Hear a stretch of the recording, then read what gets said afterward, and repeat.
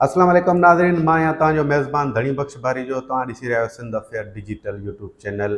नाज़रीन, सिंध जो ख़ूबसूरत परगिणो, सिंध जी ख़ूबसूरत वादी, ख़बर नाहे कंहिंजी नज़र लॻी वई आहे। हर ॾींहुं सिंध जे अंदरि क़त्ल, अगवा, फुरूं, धाड़ा जो वारदातियूं रोज़ जो मामूल बणियल आहिनि। उत्तर सिंध त ख़ासि करे बदमनीअ जी बाहि में भड़की रहियो आहे। अॼु जेको असांखे ताज़ा अपडेट जेके मिलिया आहिनि, उत्तर सिंध जे घोटकी ज़िले में पनवाकल में तक़रीबन 7 ॼणा यानी कि 3 ॻोठाणा हुआ, विया पिए, उन्हनि खां फुर करण जी कोशिशि कई वई। मज़ामत ते उन टिनी नौजवाननि खे हथियारबंदनि गोलियूं हणी क़तल करे छॾियो। उहे जवाबदार जेके हथियारबंद हुआ उहे अहिड़ी वारदात करण खां पोइ फ़रार थी विया, कमंद में वञी लिकिया। पोइ पुलिस घेरो तंग कयो। ऐं तव्हांखे हिन बाबति बि ॿुधायां थो। उनखां पोइ जेको आहे हींअर जेकी इतला मिलिया आहिनि त खेरपुर मीरस वारे इलाइक़े में खजीअ जी वार्ड तां जेको खोरखाणी बिरादरी जी ॿिनि धुरियुनि में जहिड़ो थी पियो आहे, जंहिंजे नतीजे में पीउ, पुट ऐं हिकु ॿियो यानी कि 3 ॼणा क़तल थी विया।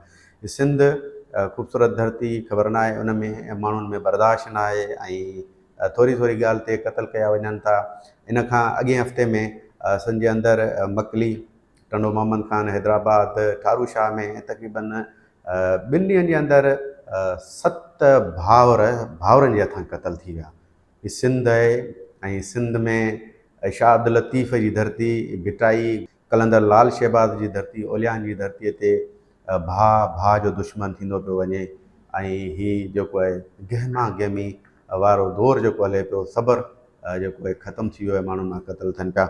मां तव्हांखे ॿुधाईंदो हलां त पन्नू आकल वारो वाक़ियो जेको आहे, हीउ दर्दनाक वाक़ियो आहे। हीअ 3 नौजवान जेको मोटरसाइकिल ते पंहिंजो ॻोठ तरफ़ वञी रहिया हुआ त हथियारबंदनि उन्हनि जो घेरो करे उन्हनि खां फुर जी कोशिशि कई ऐं मज़ामत ते उहो जेके नौजवान उन सां मज़ामत कई। मज़ामत दौरान हथियारबंदनि गोलियुनि जा मुंहं खोले छॾिया, हथियारनि जा मुंहं खोले छॾिया, जंहिंजे नतीजे में जेको आहे नौजवान निसार अहमद अली महर ऐं हफ़ीज़ महर 3 ॼणा सख़्तु ज़ख़्मी थी पिया। टिनी खे पनवाकल जी अस्पताल मुंतक़िल कयो वियो, जेके उहे उते अस्पताल में फ़ौत थी विया। उन्हनि दम धणी हवाले कयो ऐं 3 ॼणा जेके नौजवान फ़ौत थियण खां पोइ उतां जे इलाइक़े जे माण्हुनि पुलिस खे इतला कयो। पुलिस बर वक़्तु पहुती जिते हीअ वारदात थी, जिते हीअ वाक़ियो थियो, उनखां पोइ उते कमंद जो फ़सुलु हो। कमंद जे फ़सुल में उहे हथियारबंद वञी लिकी वेही रहिया। ॻोठाणनि पुलिस उनजो घेरो कयो, सॼी राति पुलिस जो घेरो हो। अॼु सुबुह जेके असांखे इतला मिलिया आहिनि त पनवाकल में जेके 3 ॼणा फुर जी मज़ामत ते क़तल कया, उन्हनि जे जिन क़तल कयो 4 जवाबदार हुआ, 4 हथियारबंद हुआ, उहे कमंद में लिकिया। पुलिस उनजो घेरो कयो, पुलिस फायरिंग कई, मुक़ाबिलो थियो। नतीजे में उहे 4 ई हथियारबंद मारिजी विया। यानी कि पनवाकल वाक़िए में 3 नौजवान जेके आहिनि फुर मज़ामत तां ऐं जिन क़तल कयो उहे 4 ई ॼणा पुलिस जी मुबैना मुक़ाबले में जेके मारिजी विया। यानी कि 7 ॼणा इहे पनवाकल घोटकी वारे ज़िले में ई क़तल थिया। उन खां पोइ 3 ॼणा जेके आहिनि खेरपुर मीरस वारे इलाइक़े में जेको खजीअ जी वाढीअ तां जेको आहे खोरखाणी बिरादरी में जहिड़ो थी पियो, पीउ पुट समेत 3 ॼणा क़तल थी विया। अॼु वारो वाक़ियो जेको आहे हीउ 10 ॼणा उत्तर सिंध जे ख़ूबसूरत जेको वादी, ख़ूबसूरत ज़िलनि में जे माण्हू रत जी रांदि सां खेॾनि पिया ऐं जेके 10 ॼणा हिन वाक़िए, हिन वारदात में जेको पंहिंजी ज़िंदगीअ तां ॼण त हथ धोई वेठा आहिनि। हू जेको पनवाकल वारो वाक़ियो उहो इंतिहाई अफ़सोसनाक वाक़ियो फुर जी मज़ामत हुई, जेके असांखे इतला मिलिया आहिनि। उन मज़ामत में 3 नौजवान जेके निसार महर, अहमद अली महर ऐं हफ़ीज़ महर जेके आहिनि उहे मारिजी विया। पनवाकल में इहा सोग जी फिज़ा आहे। पनवाकल जा माण्हू इंतिहाई ॾुखारा आहिनि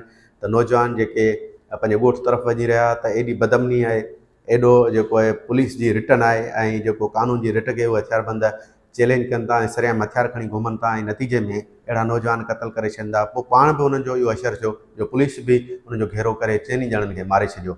उनखां अलावा कश्मीर कंदकोट में बि बदमनीअ जा वाक़िया जेके रोज़ रोनमा अचनि था, जंहिंमें नौजवाननि खे अगवा कयो वञे थो, ख़ासि करे दीवाननि खे टारगेट करे उन्हनि खे अगवा करे थो, उन्हनि खां भंग वरितो वञे थो। IG सिंध खे घुरिजे त ख़ासि करे सिंध, पर सिंध जे हिन उतरनि जेके ज़िला आहिनि उन्हनि ते ख़ासि नज़र रखे। असांखे ख़बर पए थी त उत्तर सिंध जा जेके ज़िला आहिनि कश्मीर कंदकोट ऐं शिकारपुर ऐं घोटकी सखर, इन्हनि ज़िलनि खे जैकमाबाद, इन्हनि खे तमामु वॾी फंडिंग बि थिए थी। सरकार ऐं पुलिस में तमामु वॾा फंड बि मिलनि था। पुलिस वटि जदीद हथियार बि आहिनि पर पोइ बि ही वाक़िया थियनि था रोज़ जो रोज़ जे बुनियाद ते धाड़ेल जेके आहिनि पंहिंजो राज बरक़रार रखियो वेठा आहिनि। ज़रूरत हिन ॻाल्हि जी आहे त हिननि सिंध जे हिननि ज़िलनि खे जो पुरअमन बणाइण जे लाइ ऐं धाड़ेलनि जे ख़िलाफ़ु हिकिड़ो मज़बूत ऑपरेशन बि थियणु घुरिजे जंहिंसां सिंध जा माण्हू सुख जो साह खणनि।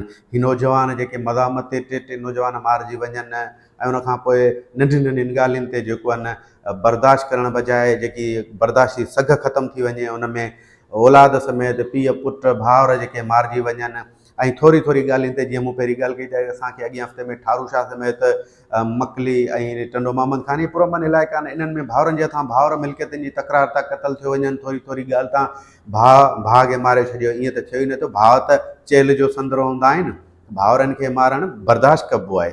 पोइ असांजी सिंध सरकार खे इहा गुज़ारिश आहे हिन प्रोग्राम जे ज़रिए त सिंध में अमन लागू करण जे लाइ पंहिंजा जेके वसीला कतब आणनि त अहिड़ा सिंध जे अंदरि वाक़िया जनम न वठनि। वरी पाण ॿिए प्रोग्राम में तव्हां सां गॾु थींदासीं तेसिताईं में पंहिंजी मेज़बान धणी बख़्शबारी जो करींदा इजाज़त सां सलामत सिंध सलाम।